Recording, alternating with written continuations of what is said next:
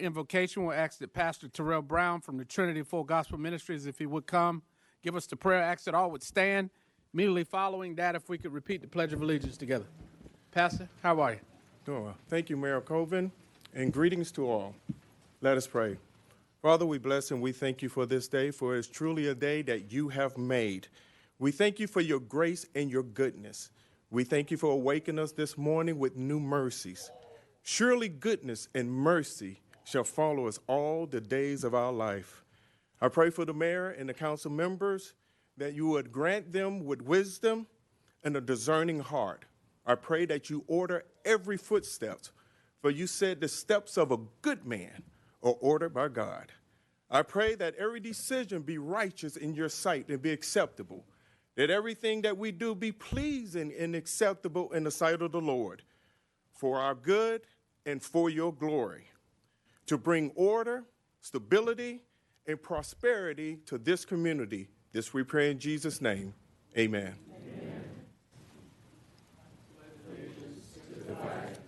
United States of America, to the republic for which it stands, one nation, under God, indivisible, with liberty and justice for all. Well, Pastor Brown, we appreciate it. I met with you a couple of weeks ago. You said you wanted to get to work in your city, and you're here tonight, so we appreciate that. Yes, sir. You want to tell us a little bit about yourself and your ministry? Yes, we do. Again, I am Pastor Brown. I'm the pastor of Trinity Full Gospel Ministries, with the leadership of Pastor Jimmy and overseer Marjorie Brown, and of course, the support and love of my lovely wife, Gloria Brown, and my awesome Trinity family. I've served in the United States Navy on the submarine force for 4 years.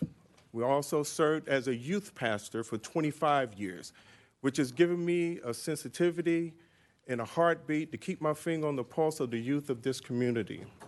That's why we're here to do what we can do, whatever aspect that we can help in. I'm a graduate of 71st High School. I've attended Shaw Divinity School, graduate also at International Seminary School.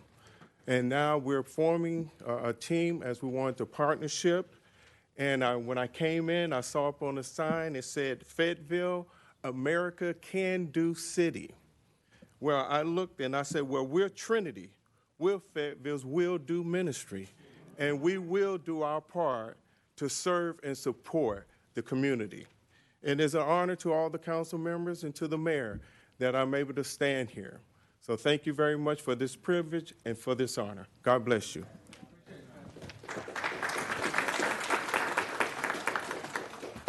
Thank you, Pastor, for that. At this time, we would have, we'll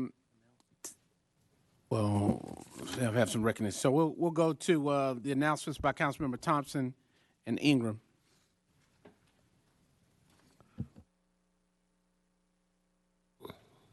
Thank you, Mr. Mayor. First, I'd like to recognize that the 26th and 27th of this month, we will have the WIDU celebration. On Thursday, the WIDU will have the Women's Empowerment with Pastor Ruby Holland and gospel artist, Mr. Anthony Brown. That luncheon will be starting at 12 o'clock, and it will be at the Crown Coliseum. On Friday will be the prayer breakfast, where there has Sakari Cortez and Bishop McKenzack, who will be giving a word. And on Friday night will be the traditional night held at Kingdom Global Ministries starting at 6:30 p.m. For all those who are looking for tickets, please call 483-6111 or go to the WIDU radio facility. Next week, the 1st through the 4th of November, the city will proclaim that will be the first week of November of every week, Men's to Men Empowerment Week. That is a empowerment that started back in last year that has its first year, and it is recognized to extend the growth that is much needed with organizations, communities, elected officials, athletic clubs, fraternities, and community groups in order to take this non-traditional faith-based men's conference to the next level. The goal is to connect with youth to ignite and empower at least 500 men. I'm going to say that again, 500 men, while focusing on younger men, those who range from high school to college age. The theme this year is lifting as we climb. There are functions from Wednesday all the way through Sunday. if you're looking for empowerment, whether it's through spiritual or let me just say spiritual wealth, physical wealth, mental wealth, emotional wealth, economic wealth, behavioral wealth, please come to this event. It is a citywide event. We're looking for pastors. We're looking for community leaders, everybody to get involved. If you're concerned about the well-being of our youth, they need to be connected to this conference. For more information, you can go to Eventbrite and just /Man-to-Man 2023. There are sponsors from all over the city that's going to help these youth get on track. For more information, you can contact 803-546-1047. Thank you, and God bless you. Thank you, Councilmember Thompson. Councilmember Ingram.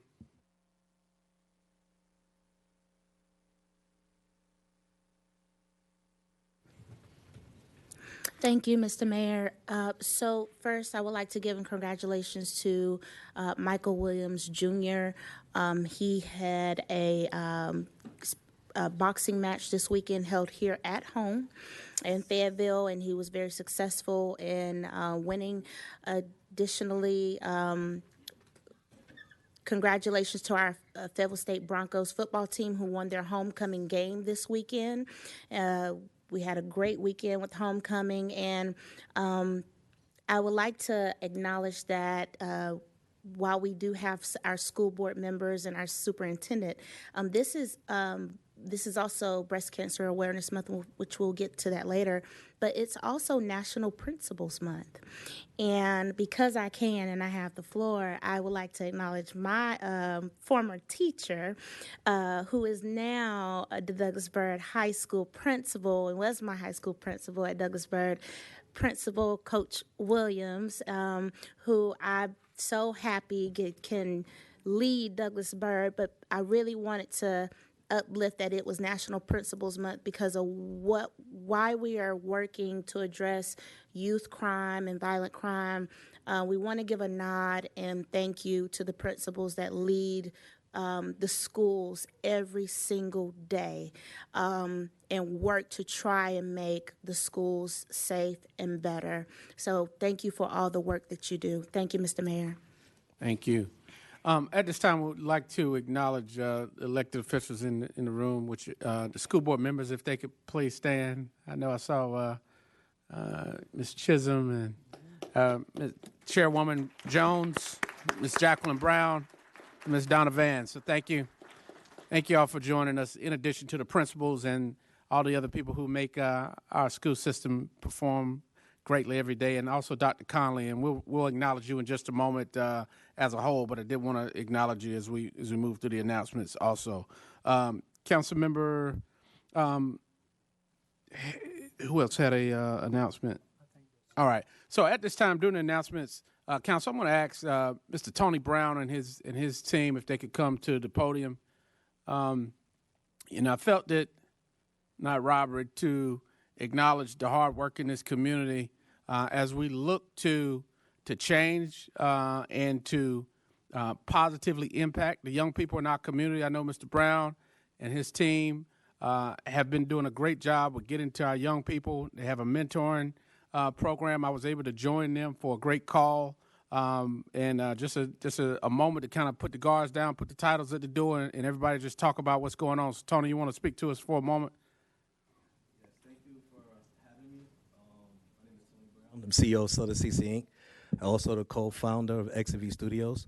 The brothers you see before me or behind me, they're here to not only uplift and change the community, but empower it also. So we have a couple of programs we wanted to talk to you about. Daquan, you coming up?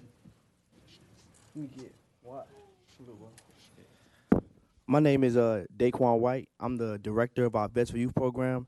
And pretty much what I do is we go into the inner city with the kids from the Merck and all around Fayetteville in the troubled inner city communities, and we pretty much get them the resources that they need in order to prosper. A lot of times that we leave these kids behind and think they're just bad kids, when honestly, they really just need a little bit more help, a little more resources. And there are big brothers, as you can see, that's standing right here, that will support them, that will help them. But we need resources and help from the city officials in order to be able to get this done. So we need to stop casting them out to the side and look at them like just troubled youth and really look deep inside ourselves and say, what am I doing wrong and what can I do to help? So extend that olive branch to make sure they get to the next level. Like, little bro, he just signed up for the FTCC program, so now he's about to be going to there and starting.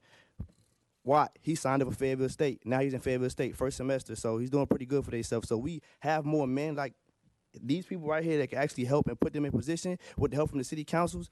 We'll be in a lot better spot as a Fayetteville as a whole.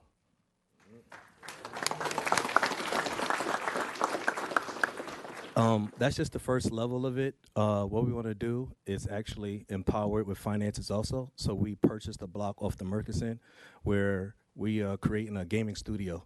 We noticed that this is a $300 billion industry, and I feel that these kids are into tech and gaming, so we can actually teach them how to code. So we joined with Special Forces soldiers and Fort Bragg and people from the community to come together to create our own game, and I would like to Hector to come speak on that and how we're going to do for the veterans. Thank you, Tony. Mr. Mayor, thank you for having me. Distinguished members of the council, and ladies and gentlemen of the audience, and I have not forgotten of our famous men in blue, men and women in blue. Thank you very much, dear Chief. My name is Hector Torres. I'm a veteran of 27 years between the Marine Corps and the Army. I served in both services within special operations. I've known my brother Tony for quite some time. When I was approached last year, it was kind of a wonder to me about reaching out to the youth through a development of a game, right? So most youth today, we can reach them through media and through these games like the 360th and whatnot. So I'm actually one of the characters, one of six, right? Yeah. One of 6 characters that are actually part of the game. What does that mean to me? Well, I'm now being able to go ahead and give back. So just to let you know, my lovely wife, Margaret Torres, and my godson, which is 14, okay? And I looked at him, and this game, what it means is I'm living legacy, but I'm also being able to reach out to him and understand him now, okay? So this, I'm here in support of Tony Brown and all of these young men behind me, okay? And for the youth of Fayetteville, okay? This is a can-do city and a will-do city. Thank you very much. My team is also providing jobs, like Larry. He's actually hiring people from the community to do floors. He's one of our top floor guys. In the UMass Community Gardens, we did 2 films this year where we teach the kids how to shoot a movie instead of a gun. And we got an area where we teach men how to cry. So we actually give back that way also. So I have one more thing I want to say. We're going to have an event this Sunday, Stop the Violence Bowling event at main event. We also having a jazz event, which is on Veterans Weekend. Our brother right here, you can tell. How you guys doing? My name is Isaac Perry. I'm a music artist and also a church musician. I want to use my influence that I have on the city to shed more light on what these guys have going on with helping the community. So on November 11th, we're having a benefit event, a benefit concert where we're going to raise funds for the community. So if anybody can come out November 11th, come to the garden. Appreciate you guys. Got you, man. Well, last but not least, we have a gift for y'all that our artist hand drew. So you come and explain the gift. let me come down there. I come get all gifts. So I got you. I'm Markeith Daquan. I'm a local artist in the area of Fayetteville. I just wanted to. I was asked to paint something to display the vision of what we're all working together to put together. You know, so at the bottom here, it's a sign, love, and it's different guys working together to build unity, build the word unity. But the unity is the foundation to this house that they're making. You know, so it's Stop the Violence on here, but it's also speaking on, you know, coming together to build up the community as far as like with real estate and things like that. You know, so pretty much this is my vision of what this is right here.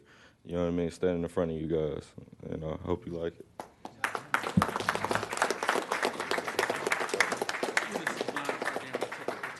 Okay. Come on, guys.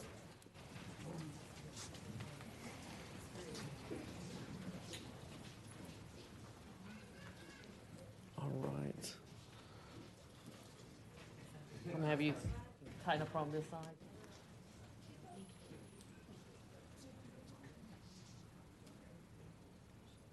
Three, two, one.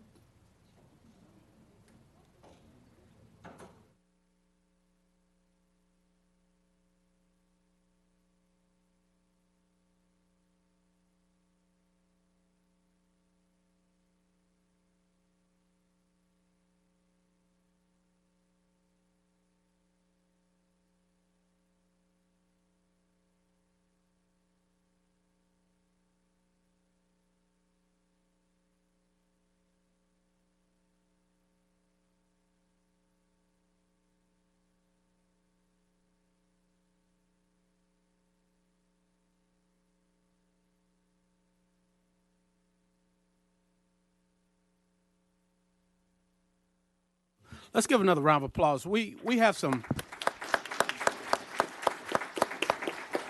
we have a lot of positive people in this community that are working hard every day in the trenches to try to make Fayetteville a better place. And our youth are not lost. There are people who are investing in it. And we certainly back you as a city. We have programs that we invite you, Tony. We've partnered with you on some other things before. We invite you to get with our community development. We have programs that we've set aside for programs like you to support the community in any way that we can so we can continue to invest in our future. But thank you for what you're doing. Appreciate you guys coming and share with us tonight. Appreciate the invite and the hospitality that y'all showed me a few weeks back. So with that, I'll go to Councilmember Banks McLaughlin. You had an announcement? Yes, thank you, Mayor. I did want to say thank you to Tony Brown as well as his team. You know, we always mention how there's a need for. Hold on a second, Councilmember Banks McLaughlin. We got to get your volumes up. Okay, can you hear me now? No, it's still very, very faint. Are you able to hear now? No, just hold on 1 second. I think they're checking the audio. Can you say something now? Are you able to hear now? No, it's still real light. So we'll circle back to you. They'll be working on the audio for it. Okay. At this time, if we could ask Taylon Ballard to come forth, a little model in the audience. Is she here? Is Miss Ballard here? All right. Moving to Dr. Conley, you and your team, if you could meet us at the podium. To talk about a special program that you have.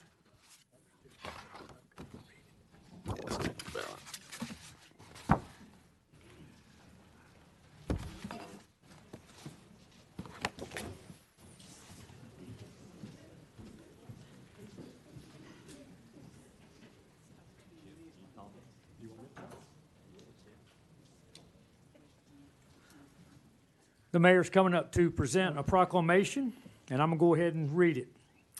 Whereas the Fayetteville City Council recognizes the critical importance of fostering interest in science, technology, engineering, and math among our youth, and the Star Award STEM program is a visionary 3-year initiative designed to ignite student interest in STEM through transdisciplinary project-based learning in the classroom and enrichment activities with industry experts beyond the classroom. And whereas the Starward STEM program is a recipient of the National Defense Education Program grant provided by the U.S. Department of Defense, emphasizing the program's alignment with the Department of Defense's modernization priorities with a particular focus on space-related initiatives.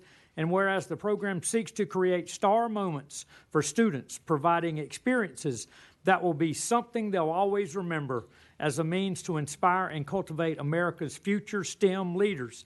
And whereas the Star Award STEM program's culminating Student Design Challenge, sending winning projects to the International Space Station for experimentation, demonstrates an exceptional commitment to pushing the boundaries of scientific discovery and technological innovation. And whereas the program aims to fuel creativity, critical thinking, and problem-solving skills among students, aligning with the goals and values of our community. And whereas the Fayetteville City Council encourages collaboration with local educational institutions, industry partners, and community organizations to enhance the success and impact of the Star Award STEM program. And whereas the Fayetteville City Council extends its gratitude to the U.S. Department of Defense STEM for their foresight in funding such a transformative program that contributes to the development of the next generation of leaders in science, technology, engineering, and mathematics. Now, therefore, Mitch Colvin, Mayor of the City of Fayetteville, North Carolina, and on behalf of the City Council and more than 208,000 citizens, do hereby proudly express our full support for the Starwood STEM program, commends its innovative approach to STEM education, in witness whereof the Mayor has set his hand and caused the Great Seal of the City of Fayetteville to be affixed the 23rd day of October 2023. Mayor Colvin.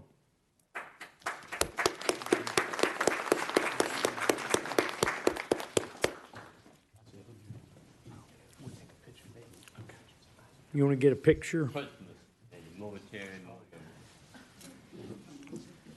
All right, if everybody will turn and face David.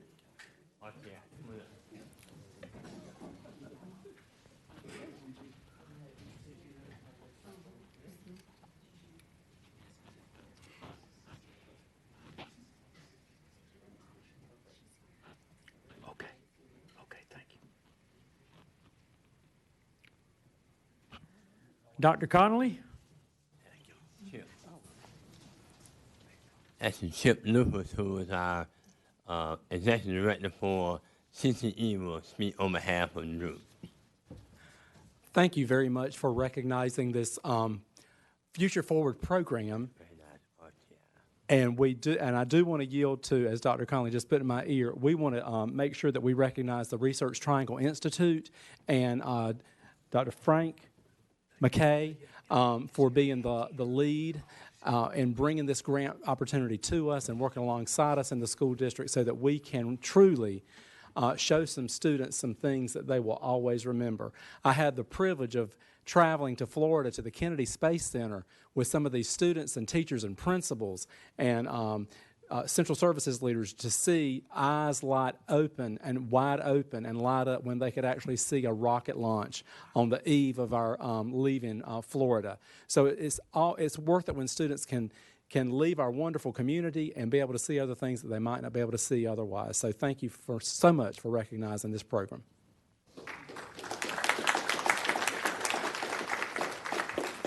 That is great work. So hats off to you and the school board and to Dr. Connolly and staff for this innovative program. And we wanted to make sure we get the word out so that people in this community know what the opportunities that exist. So thank you, guys.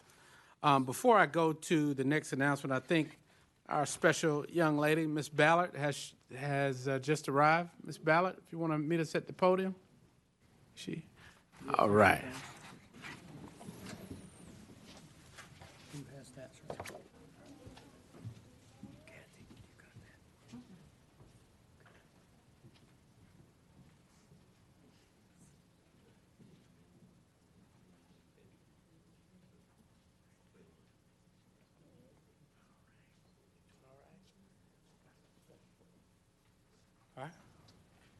You have the certificate, Mr. Mayor. All right. Well, look, so received a call from Miss Ballard's mother, and she's just telling me about some of the phenomenal things she's been doing. She's 8 years old. She's a dancer, an artist, as well as an entrepreneur, and already in an early age. So we wanted to make sure that we highlighted the great things that she's doing in our community, and I prepared a certificate for you on behalf of the City Council. And it reads as follows. It says, this is a certificate of excellence presented to Taylene Ballard for demonstrating outstanding creativity, artistic talent, and commitment to excellence in modeling, designing, and entrepreneurship. Your artistry and passion have enriched the lives of many. That is signed this day by myself, Mayor Colvin, on behalf of the city. So thank you. We're proud of you, okay?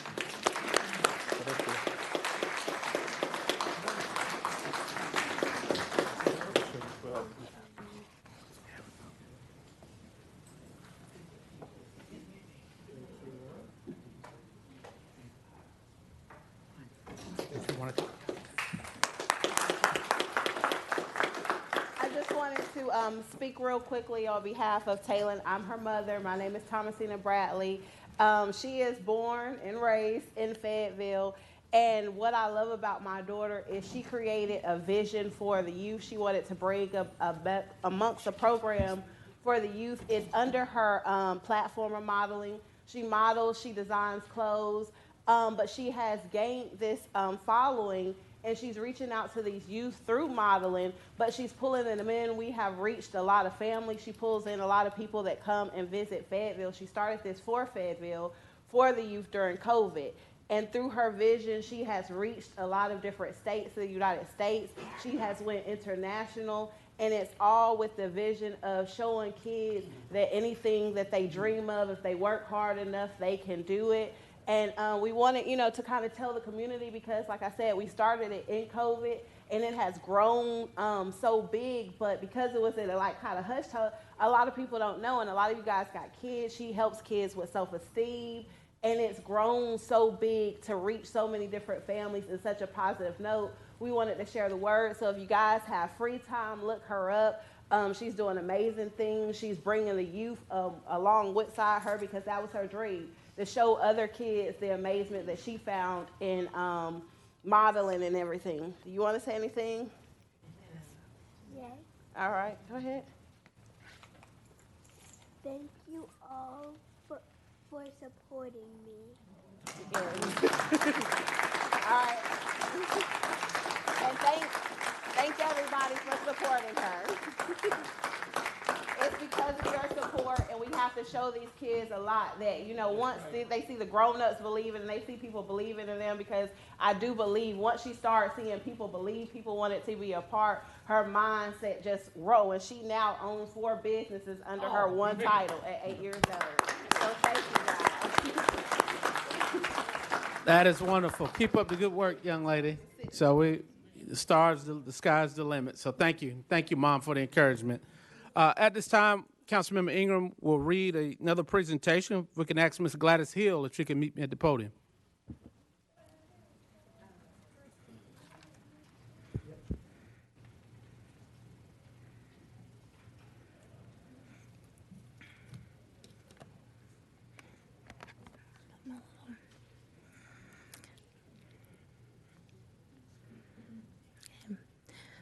Whereas, during October, we raise awareness and encourage people to take steps to reduce the risk of breast cancer. And we encourage all women to talk to their healthcare providers about mammograms and other methods of early detection and what can be done to reduce that risk. And whereas an estimated 300,000 American women, 2,700 men will likely be diagnosed with some form of breast cancer in 2023. Because of early detection and improved treatment options, deaths from breast cancer have decreased significantly in the last decade. But there is still work to be done. And whereas since its inception in 2017, Light Up Fayetteville in Pink has collected donations from the community, with pink light bulbs donated to the nonprofit by Mid-South Lighting, located at 3633 Sycamore Dairy Road, Fayetteville, North Carolina.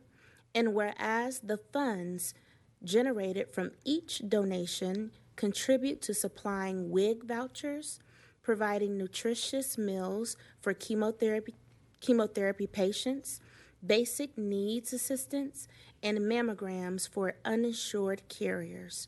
And whereas we encourage everyone to take steps in detecting breast cancer early and express solidarity with those who have been affected by this disease.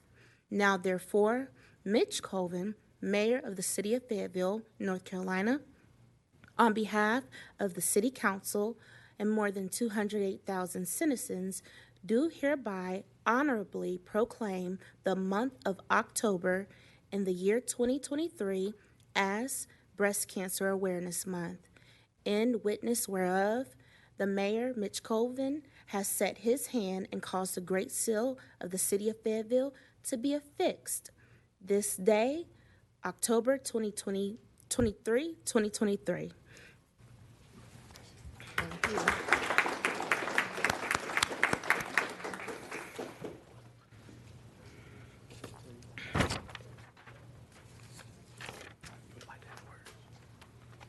Well, I would like to thank all of you for helping me. It's been 6 years, Kathy, and I'm still running around Fayetteville selling pink light bulbs to light up City of Fayetteville pink. But I do have one question tonight. Why can't we light the Market House up pink again?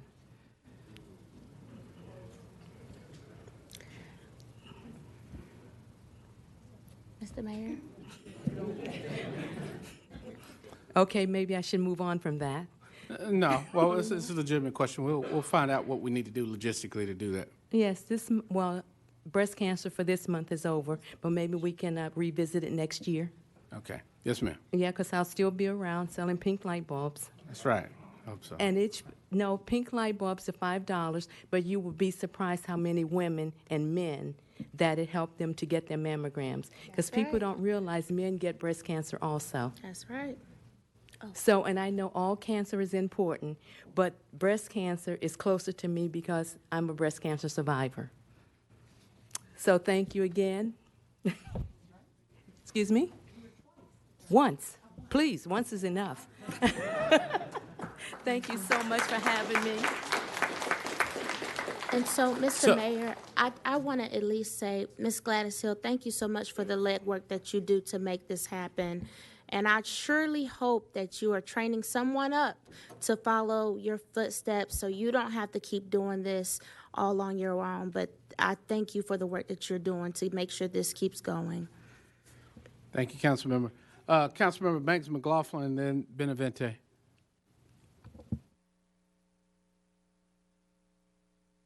Okay, thank you. Are you everybody able to hear me? We still barely can hear you. Is the phone is your phone volume all the way up, Councilmember?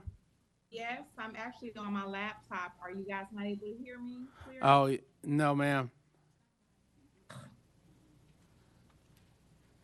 Well, that's okay. I'll yield the floor. I didn't hear what she said. Oh, okay.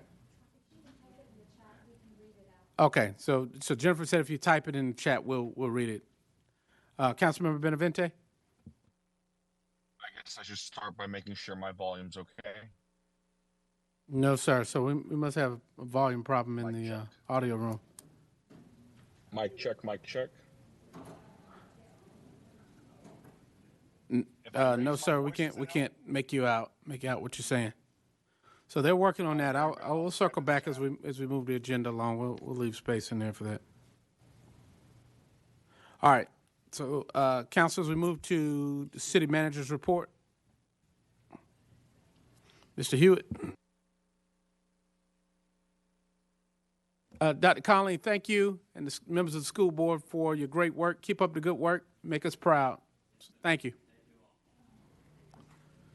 Mr. Hewitt.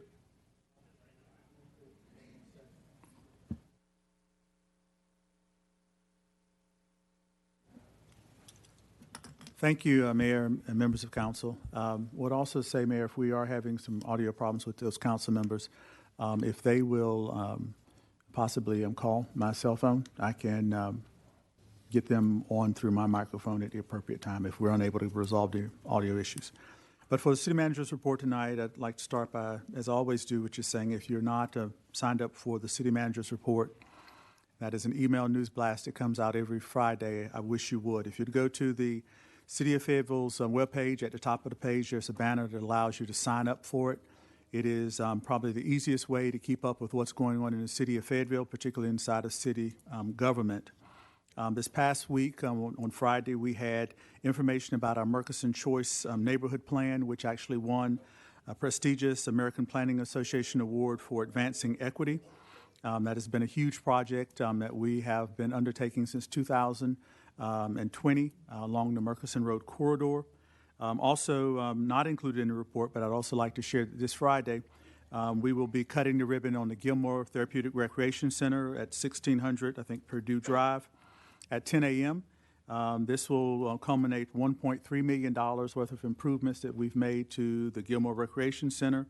In addition to new space, we've also renovated bathrooms, kitchens, and have added a sensory room for our special populations, and would welcome everyone joining us at 10 a.m. on Friday, October 25th to do that.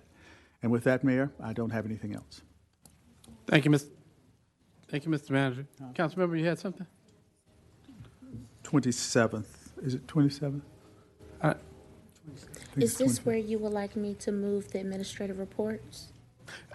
Not at this time, no, ma'am. I'll circle back to you for that.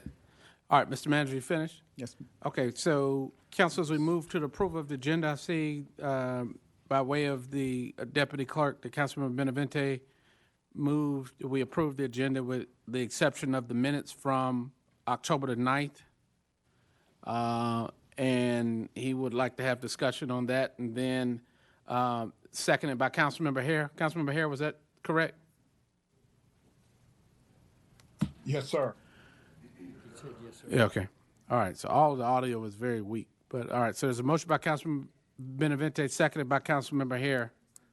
Discussion. Councilmember Benavente?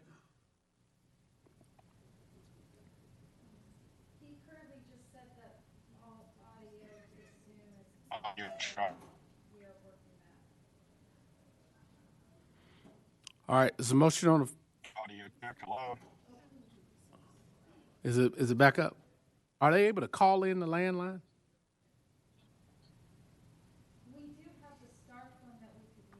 Yeah, because they can call and do their voice while they do the video. All right.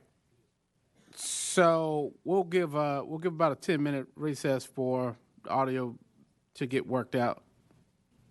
Okay.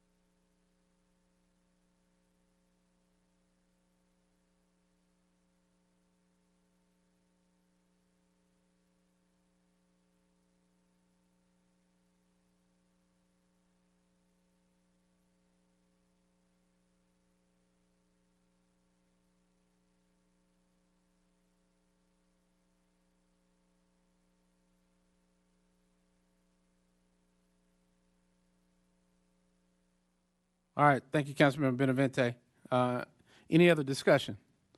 And council, as we discussed in the review of tonight's meeting, this is going to be an item that's recommended to the policy committee. It does, in our current policy, have discretion for the chair of the board to extend it up to a certain amount, but it doesn't say clearly whether it's that day or continued day.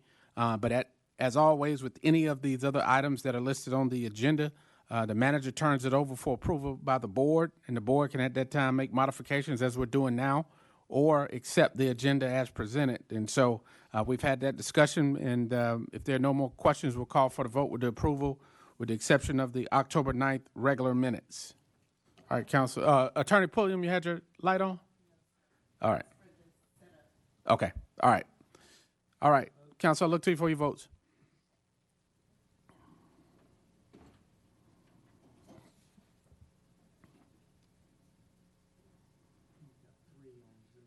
All right, we'll go to Councilmember Benavente.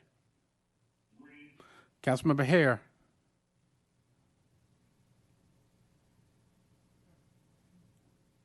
Councilmember Banks McLaughlin. Councilmember Hare. All right, motion carries 9-0 by those voting. Okay, 10-0.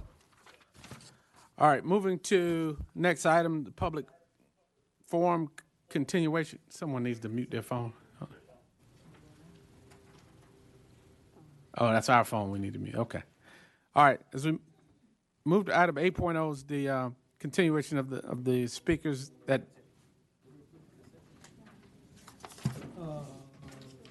Oh, that was approval of agenda. All right, so item 7.0 is the consent. Is there a motion? All right, council will try to use our boards. There's a motion by Councilmember Thompson to approve consent. Is there a second? Seconded by Councilmember Ingram. Ms. McGill, you had a question? All right. All right. Council will look to you for your votes on approval of the consent. Okay, so council members, if you're not speaking, can you mute your mics because it gives feedback to us? That's what they do. All right. So, Councilmember Hare, what's your pleasure on consent? Green, sir. And whoever doesn't have their phone muted, if you could do so. Councilmember Benavente. Green, only the council member here that's not muted. All right. Councilmember Banks McLaughlin.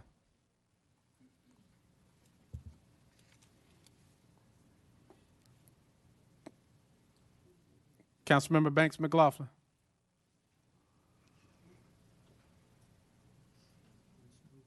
All right. Motion carries by those able to vote. Moving to the public forum, item 8.0, continuation from October 9. Madam Clerk, we asked you to notate where we left off with the speakers. I think there were a few remaining, and with that, I'll ask that you call to order for tonight. Yes, so we have 5 speakers of the 6 this evening. Our first speaker is Mr. Rick Smith. Mr. Rick Smith.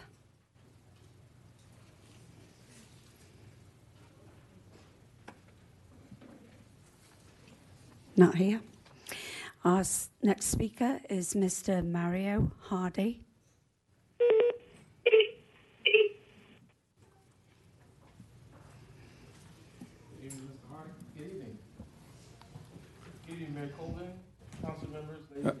Make sure you're speaking to them. 3835 Glencore Drive, Fayetteville, North Carolina. A lot of you know me as Mario Hardy, a.k.a. DJ Ragtop, a.k.a. Fat Man Behind the Computer, a.k.a. Keyboard Warrior. Okay? I just wanted to just highlight some things that happened within the last 6 weeks. And I've been in the background working behind the scenes to do things for the community. Every time I come up here, it's always on a good note, take pictures of people getting awards, things of that nature. For the last 6 weeks, I have seen probably the worst I've ever seen in Fayetteville in reference to how things are done here. And I just want to address that. And one of the things I did look at was the code of conduct. And I do believe one of the council members from District 3 violated the code of conduct. I'm not sure how y'all handle that. I'm not sure how y'all deal with that. But I really do feel as though the way he talked to the chief of police and the way he spelled out the truth about the curfew, I thought was wrong. So again, I just wanted to highlight that, talk a little bit of detail. And then as far as the chief of police, he was very disrespectful. He sat here and talked to that man like he didn't know anything he was doing. That man has been on the service for 26 years, has received the Purple Heart, and I felt that he was very disrespectful as a council member to speak to the chief in that way.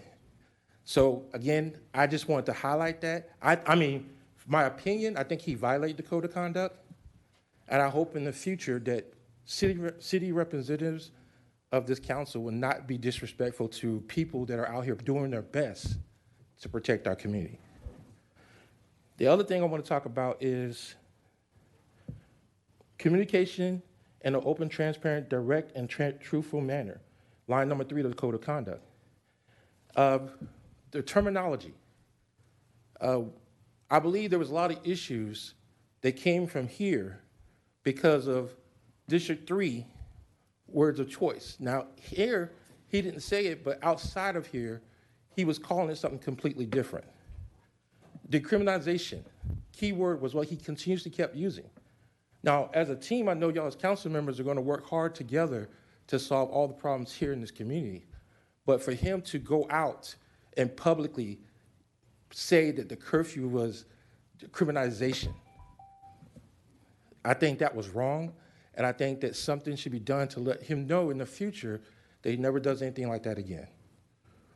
But ladies and gentlemen, that's all I had to say. I just wanted to bring your attention to that. I know it's been going back and forth, a lot of crazy things happen, the fake protests, things of that nature, but I just wanted to bring that out so I wasn't the only one that saw it. Thank y'all for your time, and I hope next time I talk, I'll be on a very, very positive note. All right. Thank you, Mr. Hardy. Councilmember, Madam Clerk. Our next speaker is Mr. Matthew Jones. Mr. Matthew Jones. Not here.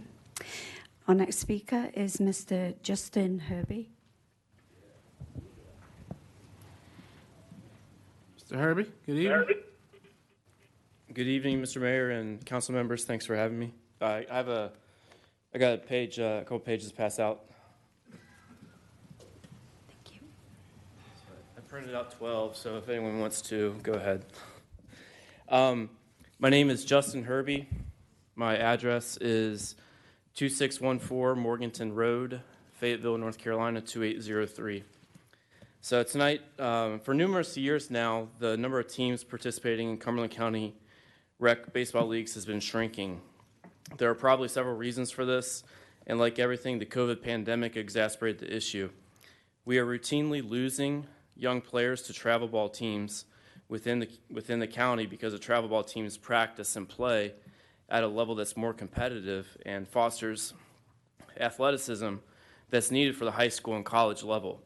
The current rec ball league that we have is short on teams, so that they're now forced to play each other multiple times in a season. Often at the beginning of each season, the rec staff begs the parents to step in and coach, but they don't offer any training or support. They just give us the equipment. What this has showed me is that there's current lack of participants at all the levels for our rec leagues. So what I'm recommending, just like Mr. Mitchell spoke last time, having sanctioned little leagues in our parks and rec will bring back the players. Will bring back not just the players, but it's going to bring back the fathers and mothers that are committed to baseball as well. And that opportunity is going to give us more training and support because it's going to bring back the parents who might be willing to coach as well. It's going to raise the level of competition and interest in our county. It's also going to allow those who cannot afford to be on travel teams to join a good league with better opportunities. I've spoken with several coaches, several umpires, and park staff. The Little League will give the youth in our city a reason to play baseball. Seeing Little League games televised on TV will provide an avenue for our children in the city to want to excel in baseball. Most importantly, having sanctioned Little League will drive community involvement with our league and create opportunities for excellence, responsibility, and drive. The first question you may ask is, how much is it going to cost? The answer: to participate in sanctioned Little League, it costs $10 per team. The additional fees will easily be covered by the additional players who sign up for the league when the participation levels rise. Secondly, Cumberland County Foundation is available, can give grant money for the entrance fees and uniforms.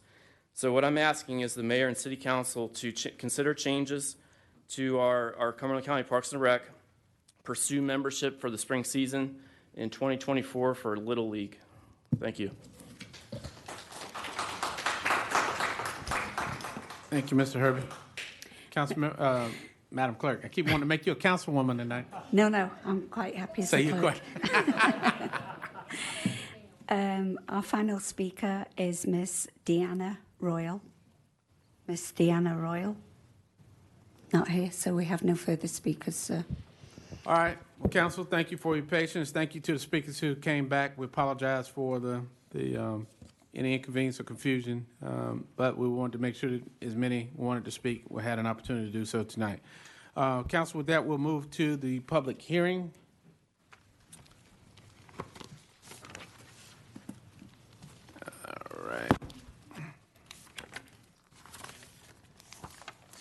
All right. This time we're preparing to hold the public hearing where the City Council formally seeks your input. Individuals desiring to speak at the public hearing must have signed up with the city clerk by name and address before the start of tonight's meeting. We'll begin with the staff presentation, then we'll move into the formal hearing. 15 minutes will be allowed for each, for those in favor and those opposed to the item discussed in the hearing. Individual speakers will be limited to 3 minutes each, unless by previous arrangement a single spokesperson is designated, in which case the spokesperson may use the entire time committed. When the city clerk calls your name, please come to the podium. Please clearly state your name and address for the record. You may then begin to address the council. At 30 seconds, you will hear the buzzer ring, and at the end of your allotted time, you will hear it, and you will be notified that your time has elapsed. So with that, I'll turn it over to you, sir. How are you? Good, sir. Thank you, Mayor and Mayor Pro Tem and Council, for having me. My name is Demetrius Mutos. I'm a city planner with the City of Fayetteville. This case is annexation 2304. Jonathan N. Mitchell and Kathleen Mitchell have submitted a voluntary petition for annexation into the corporate city limits of Fayetteville, along with an initial zoning request for a single parcel encompassing a total of approximately 0.48 acres. Here we have an aerial map that shows the proximity of the subject property to the nearest corporate limits of the city. Parcel is situated on the southeastern side of Southern Avenue, just off the corner of Ladley Street and Knox Street. Here's a vicinity map provided by the city's engineering department showing the area in greater detail. Parcel is currently zoned as residential 6 under the county's ordinance. The applicant has requested to initially zone the parcel as community commercial in conjunction with this petition to annex into the city's corporate limits. Purpose of this request is to accommodate any future potential commercial uses and maintain consistency with the petitioner's adjoining properties, which are already within the city's corporate limits and zoned community commercial as well. Should the council adopt the order for annexation for this parcel, this will validate that requested map amendment that was approved earlier. Based on the future land use map, this parcel has been identified for higher density redevelopment and missing middle housing under the neighborhood improvement designation. The regions to the east, west, and north of the property in question predominantly consist of residential areas. To the south is Mitchell's Rollback and Wrecker Service, abutting the property to the south. Again, that is the petitioner's business. And they share a boundary with the subject property. Commercial properties can be found along Sandy Valley Street and West Mountain Drive. PWC highlights an existing 8-inch sewer main on Southern Avenue, an 8-inch water main on Ladley Street, and a fire hydrant on Southern Avenue. Developers will be responsible if any development is to be done for the extensions to water and sewer. Standard operational costs are going to apply. Generating revenue from new connections along with routine management costs for PWC fire hydrants based on fire marshal requirements. And all the other departments for the city report that they can absorb the expansion of services with minimal additional projected costs. The undeveloped site does meet the lot standards for the proposed community commercial zoning district. Any future development will, of course, adhere to the standards of the Unified Development Ordinance and will be assessed through site and building plan review. Again, this petition has been deemed sufficient. The department and divisions again report that they can absorb the expansion of services while incurring, again, minimal costs. And the annexation petition does align with the criteria for contiguous annexations as outlined by the general statute. And as such, staff is recommending that City Council adopt this annexation ordinance for 401 Ladley Street. Here are your options, and that concludes my presentation. All right, thank you, sir. So with that, we'll open the public hearing. Madam Clerk. No, we have no speakers for this item. All right, so council, any questions for staff before I close the public hearing? All right, with that, we'll close the public hearing. Councilmember Ingram. Someone's phone is, okay. All right, Councilmember Ingram. Thank you, Mr. Mayor. Mayor and Council, I move that we adopt the annexation ordinance with an effective date of October 23, 2023. This option validates the final action taken by council on the initial zoning. All right, it's a motion by Councilmember Ingram, seconded by Mayor Pro Tem Dawkins. Any discussion on the motion to approve? All right, with that, council, I'll look to you for your votes on this item. Councilmember Benavente. Green. Councilmember Hare. Green. All right, Councilmember Banks McLaughlin. Green. All right, motion carries by those voting. Moving forward, thank you, sir. Thank you. All right, councilors, we move into the evidentiary hearing. We're now moving into the hearings that require the city council to hear sworn testimony. This is an evidentiary hearing. The city council's decision must be based on competent material and substantial evidence presented during the hearing. All those wishing to speak must be sworn in to provide their testimony under oath. I ask that the city clerk affirm all those who will participate in the hearing. After that, staff will begin their presentation before I open the case. Madam Clerk, do you have any to swear in? Yes, sir. Yes, sir. Mr. Dale Crawford, if you would come to the podium. Thank you, sir. If you would just... Okay. Do you swear or affirm that the testimony you are about to give is the truth, so help you God? I do. Thank you, sir. Sure.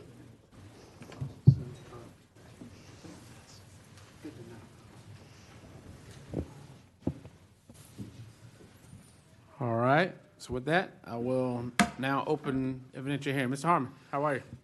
Good afternoon, Mr. Mayor and council members. If you are having any difficulty seeing my slides as we go through, all of this information is in your packets as well. What we're looking at tonight is a special use permit evidentiary hearing, SUP 2308. Property is owned by Bethel Christian Assembly Incorporated. Mr. Dale Crawford of Crawford Design is here tonight as the representative of the applicant. The request is for a special use permit to build a charter school in a SF6 zoning district. The property is located at 4502 Rose Hill Road, a little over 12 acres. This is in Councilman Benavente's district as well. To give you a little idea of where the property is located, it is here along Rose Hill Road. There's a point kind of on the northern part of Rose Hill where it takes a big curve right through this area. You've got a church here. The property where they're looking to locate the school is here. And then you have an elementary school operated by the Cumberland County school system here. And then as you can see, surrounding this property is quite a bit of residential development, different subdivisions all around it. Currently, the property is zoned single family 6, as I mentioned before. Land use plan calls for low density residential. However, in the SF6 and all of our residential districts, schools are allowed through the special use permit process. Schools are typically something, as you know, that you see in residential areas. For those familiar with the area, there has been and still is a sign, as you can see in this picture, on the property talking about the school coming. This is the property that's pretty well marked by that. And has, like I said, been there probably for several months to a year now. Just some of the surrounding area, as I mentioned, to the east is an elementary school. To the south, single-family neighborhood, church and single-family neighborhoods to the north, and to the west, church. Just a quick view of their site plan, what they're looking to do currently on the property. And again, this is a special use hearing, so this is an evidentiary hearing, and I will end the staff presentation at this point and allow you to open your hearing to get evidence from the applicant.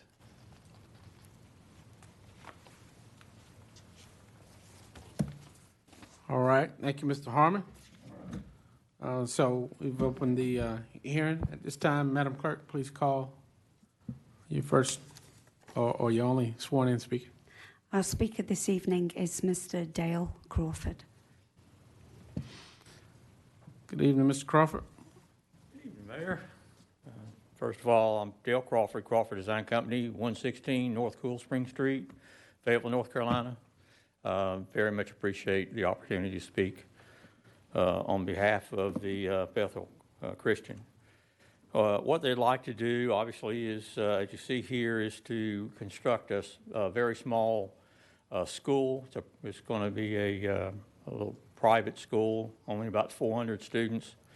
In comparison to a public school of about 1,800 to 2,000, we've done several of them of public schools here recently, and that's about the capacity of a new school. So elementary schools run probably about 800 students. So this will be probably a little less than half of what a public school is capacity. As Mr. Harmon mentioned, currently there will be one structure. It's about 8,100 square feet, and then in the future, they'd like to mimic that structure. Be another 8,100 square feet, and then that will build out the site. Again, about 400 students or a little less than that. What I'd like to do is just go over some of the items as far as the findings, and just go through those real quickly. And if you have any questions, please feel free to ask. As far as compliance with any standards, of course, they will fully comply with city UDO requirements, federal, state standards. Be fully compliant with those. As far as it being in harmony with the area, of course, schools are built in residential districts, obviously for that reason, to serve the residents of that area and all. And there are currently 2 schools in that area currently, so they're compatible with those schools, although they'll be somewhat smaller. They're compatible with those schools. And then that area also has, retail. They have a lot of churches and things. So again, I think the compatibility of that school would be very good in that area. As far as not endangering the public health and safety, obviously the school will not, endanger the public. It's there for a reason, for education of our students and all. As far as any kind of traffic, I'll go over that in just a little bit, but there is a significant stacking lane on site, so there shouldn't be any stacking, backing up in the street, that kind of thing. But I'll go over that a little bit more in a few minutes.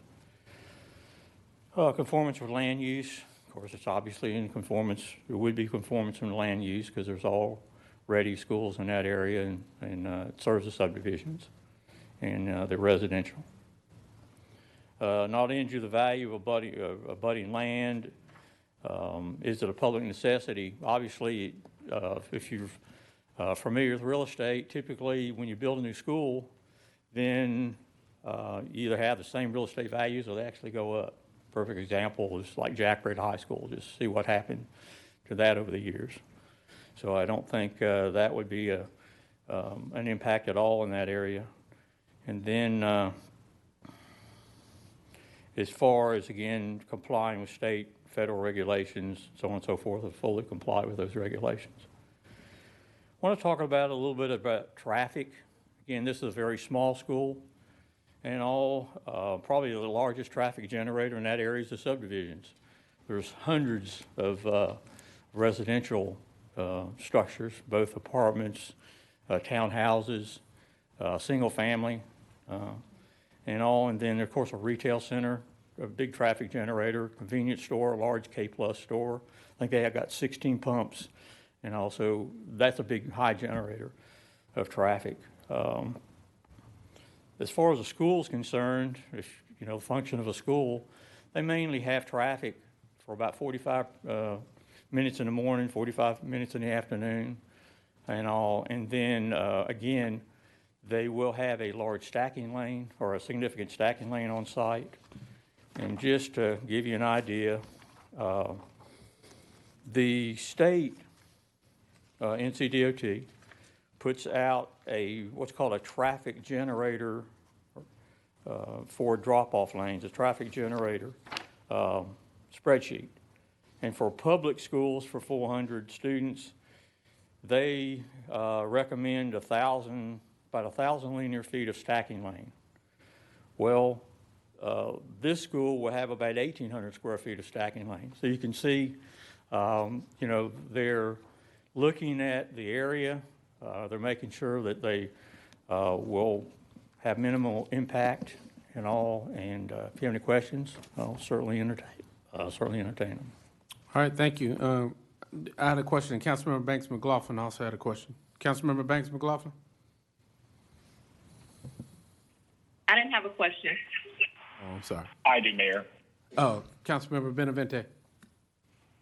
Thank you, Mayor Colvin. Could the gentleman speaking say again what the student population estimate is? Student population will be about 400 students, about 380 to 400.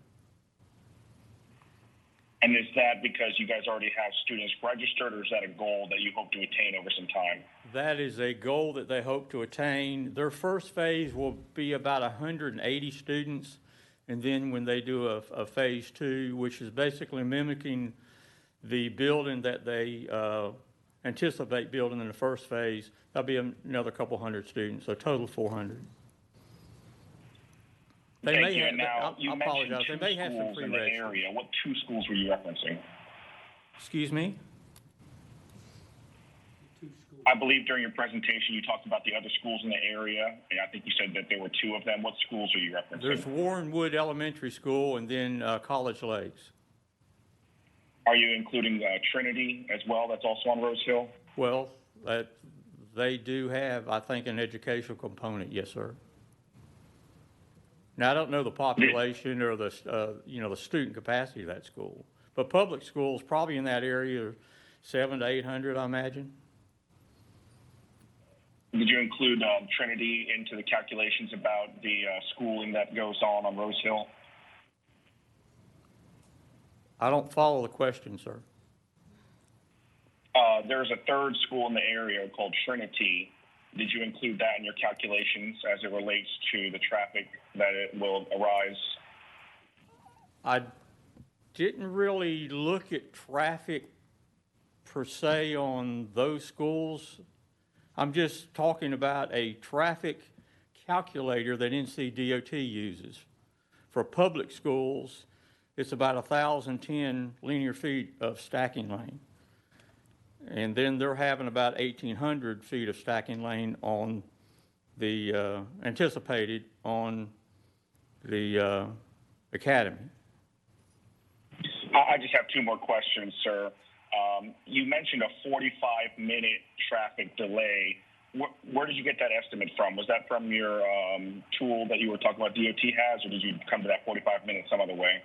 No, we do a lot of school planning, and it's 45 minutes to an hour if you're, if a school starts at 7 o'clock, usually folks get in there about 6:15, drop off their student and school starts at 7, so that's about 45 minutes. I guess I'm trying to understand. Did you say that you went out there and you observed 45 minutes No, of sir. traffic No, sir. And documented that yourself? No, sir. I'm just talking about school examples. I see. So I guess during the development of this, you guys didn't necessarily go out to the area during those school starting hours or school ending hours to observe anything out there. Is that correct? Not those particular schools, if you're talking about Warrenwood or College Lakes, but I have done planning for Cumberland County School System where I have gone out and looked at other schools. But specifically on Rose Hill Road, you haven't done that kind of looking around for Warrenwood and College Lakes. Is that correct? I have looked at those schools, but not specifically for this project. No, sir. Thank you for that clarity. The very last question, have the applicants or yourself or anyone involved in this project done any outreach into those communities, whether it's the school communities, the church communities, the retail communities, or the neighborhoods at all? Not to my knowledge, but I don't know as far as our client if they have or not. I know that, they're a part of Bethel Christian, so I would assume that they've talked to their congregation and, all in that area. Now, when you say assume, you don't have any evidence of that currently. Is that correct? No, sir, I do not. And that's all the questions I have for the applicant. Mayor Colvin, is this the appropriate time to ask staff a question or two? Yes. No, don't go too far, Mr. Crawford. Okay.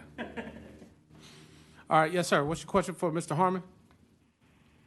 Yeah, for Mr. Harmon, Mayor Colvin. Yes, sir. He's listening. Okay, very good. Mr. Harmon, could you speak at all to past SUPs and our ability to direct staff to do additional research as it relates to impact on that area as it relates to traffic? We have not done that at any time that I know of in the past. So in our 4 options as it relates to SUPs, one of them can be to direct staff to do additional objective research. What sort of additional objective research have you all done when directed to do so? Well, again, we've not been directed at any time to do that kind of thing in the past. That is something, though, that generally comes up during the TRC review and is handled by our Traffic Services Department during that time. Thank you, Mr. Harmon. And I guess, Mayor Colvin, that raises another question. Can the city attorney clarify what our 4 options are as it relates to this matter? Yes, and then we have to move on, Councilmember. Madam Attorney, do you have any answer to that? I guess the 4 options would be approve, disapprove, or what's the other 2? So, Mayor Colvin, the council could approve, the council could deny, the council could approve with conditions, and the council could remand back to staff for additional information. Did you hear that, Councilmember Benavente? Thank you, Mayor Colvin. That's all for me. Okay. All right. So, Mr. Crawford. So this, I'm familiar with this area. I used to represent this district right here in front of Tiffany Pines in the curve. Is that Yes, where it is? That's correct, yes, sir. All right. So with the issues that you mentioned with I guess you was trying to say the peak time will be about 45 minutes in the morning and in the evening when they pick up and drop off kids, right? Sure. Thereabout. Yes, sir. How's that going to relate to how it flows, being that it's in this curve? How's the egress, the safety of transportation in and out of this site, being that it's in a curve? Is there a blind spot around it? Did TRC look at that, Mr. Harmon? Were there any traffic safety concerns? I know it's a 2-lane road. It's a lot of traffic. TRC has done the courtesy review on this, and none of that has come up yet. Okay. And we have coordinated with NCDOT, it's an NCDOT street, and we will comply, or the client will comply with NCDOT safety requirements and stacking and turn lanes and all that. Yes, sir. All right. The reason I'm familiar with that, I got into an accident, a motorcycle accident in that curve there. And there's a reason why they put the light there. I was 15, 16, probably shouldn't have been over there riding the bike. Right, yes. Yes, it's been a little time. But other question for you. What age are the children that will attend this school? I believe it's pre-K through 5th grade. Okay. Yes. All right. Council, any other questions? Councilmember Jensen. Thank you, Mr. Mayor. So I'm just going to ask the question. As the mayor said, he got in a a motorcycle accident there. When I was in high school, I had a friend that died on that same circle. So I guess what I'm going to ask is, the number one thing is, do they get out the same time as public schools get out? And are they willing to change the time? I will certainly go to the client and ask that question. And I think that's... And if they could stagger it, yes, I can. So what I will say, when Goodyear used to get out, the people on the north side of town, Goodyear got out. We got out later. We went to school later than everybody else, and we got out later because... Pine Forest graduate? Yes. 73. There you go. So you know it well. I'm familiar with that. Yes, very familiar with that. So, these are some things that we really need to discuss, because that road is going to get a lot more, there's going to be a lot happening to that road, because it cannot continue to be a 2-lane road, even if the school is there or not there. And I think we all know that. Thank you. All right, Councilmember Thompson. Thank you, Mr. Mayor. I just have a comment and I have a question. With this being a DOT road, do we have any say-so when it comes to mitigating traffic, since we're not responsible for it? And the question is, if this is a school that's going to be a chartered school, isn't there going to be some traffic mitigation devices to slow traffic down, i.e. the teachers out there or parents out there directing traffic, where kids can go in and offload and go back on to... They have to provide that Rosewood. evidence. Hold on, if I can finish, Mr. Councilman. Benavente. To make sure that the kids that's going to that school are safe. Is that? Yes, sir. Yes, sir. This is a urban charter school that is funded in part by the state.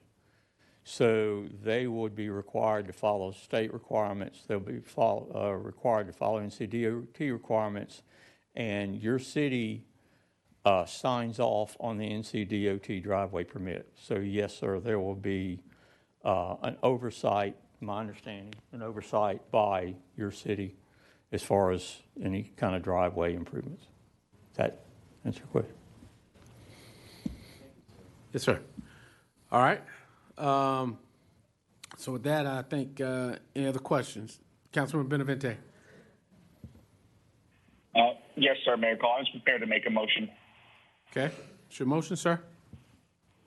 I move that we remand this item to staff. I don't believe that there was sufficient evidence as it relates to this project being in harmony with the area. We heard no evidence of any outreach to folks, and in the past, we made it clear that that's an important factor as we consider these types of items. There's been no evidence that the current applicants or their representatives have taken the time to just observe this area for the type of traffic impact that currently exists. And so I'm not confident in their evidence saying that there won't be any issues if they're admitting that they haven't looked themselves at this area. So for that reason, those two reasons, I would move that we remand this to staff, see if they can find some information on those points, and certainly welcome the applicants to provide more specific evidence at a future occasion. All right, and before we go to the second, I need to close the hearing, close the evidentiary hearing. So there's a motion by Councilmember Benavente to remit it back to staff to gather some answers on some of the questions. Was there a second, Councilmember? Question on the motion? Okay, yes, ma'am.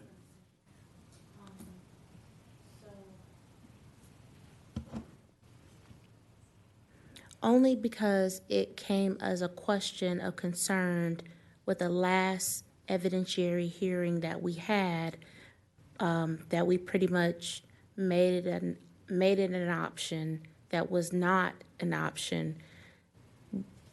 I'm going to ask the attorney, is that an option?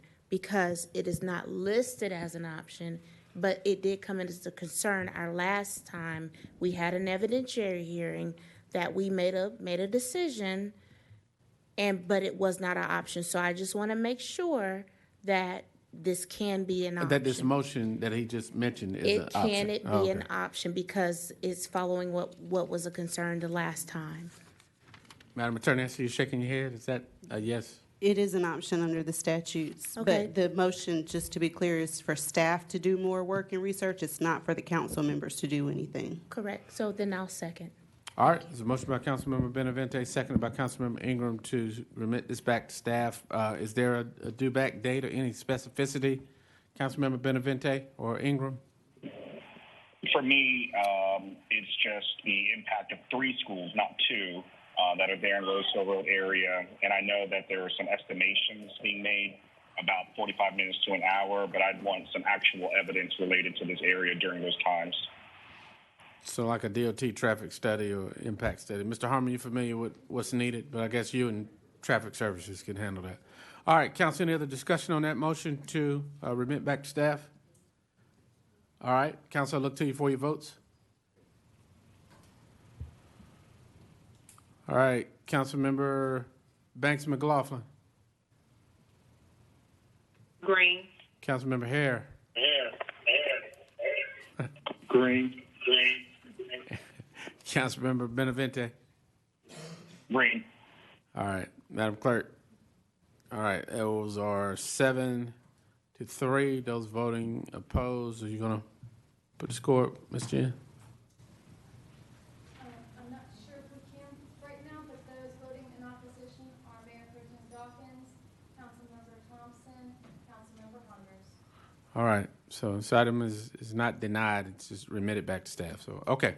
All right, Councilmember Ingram, you had something about the administrative reports.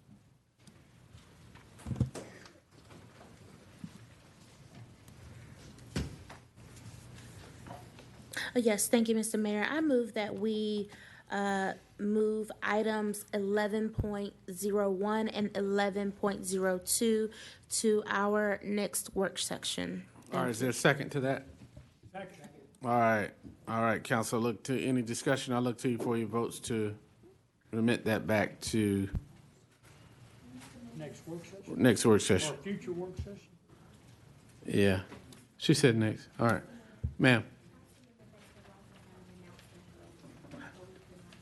Okay, all right, let's get this vote, and then we'll go to her. Councilmember Benavente. Green. Councilmember Hare. Green. Councilmember Banks McLaughlin. Green. And Councilmember Banks, okay, motion carries. Councilmember Banks McLaughlin, you had something that you were trying to say when the audio was out, an announcement? Yes, thank you, Mayor. Hold on one second. I was on the laptop and the phone. My apologies. I did want to thank Tony Brown and his team just for their continuous support and investing in our youth in our community. I also wanted to congratulate the young lady, I think her name was Taylor, for her 4 businesses. And I also wanted to highlight our staff, especially Chris Colley, as we talk about the Murchison area and some of the accomplishments that have taken place. I wanted just to highlight them for receiving the Murchison Plan Awards. And that was, I think, taking place last week in Raleigh. So I just wanted to highlight our staff for all the great work that they're doing in our community. Thank you, Councilwoman. All right, motion to adjourn, guys? All right, have a good night.